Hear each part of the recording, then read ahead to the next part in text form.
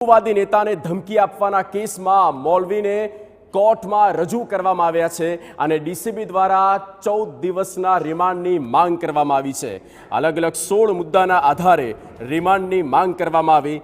મૌલવી પર હિન્દુવાદી નેતાને ધમકી આપવાના આરોપ લાગી ચૂક્યા છે। સુરતમાં જ્યાં હિન્દુવાદી નેતા ઉપદેશ રાણાને ધમકી આપનાર મૌલવી સોલે ટિમોલની ક્રાઇમ બ્રાન્ચે ધરપકડ કરી છે।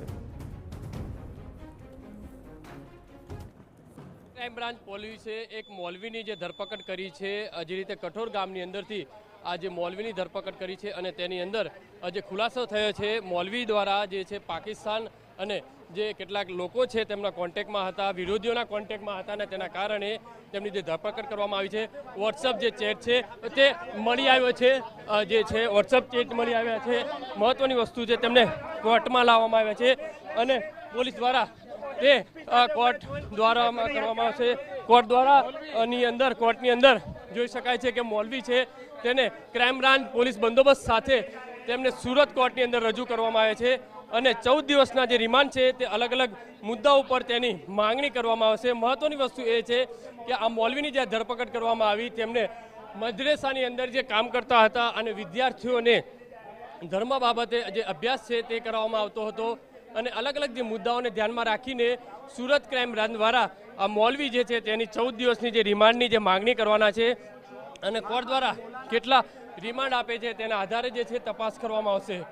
મહત્વની વસ્તુ એ છે કે પાકિસ્તાન અલગ અલગ બીજા દેશના લોકો સાથે વોટ્સઅપ મારફતે તેમના કોન્ટેક્ટમાં હતા અને હિન્દુ નેતાઓ જે છે હિન્દુ નેતાઓને જે મારી નાખવા માટેનું જે ષડયંત્ર જે છે તે રચવામાં આવતું હોવાની જે માહિતીઓ છે વોટ્સઅપ ચેટની અંદર મળી આવી છે।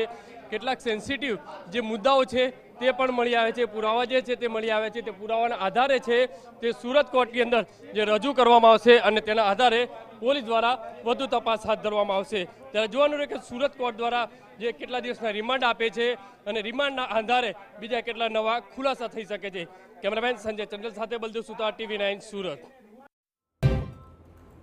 તો પોલીસ કસ્ટડીમાં રહેલા મૌલાના પાકિસ્તાન અને નેપાળના લોકોના સંપર્કમાં હતા।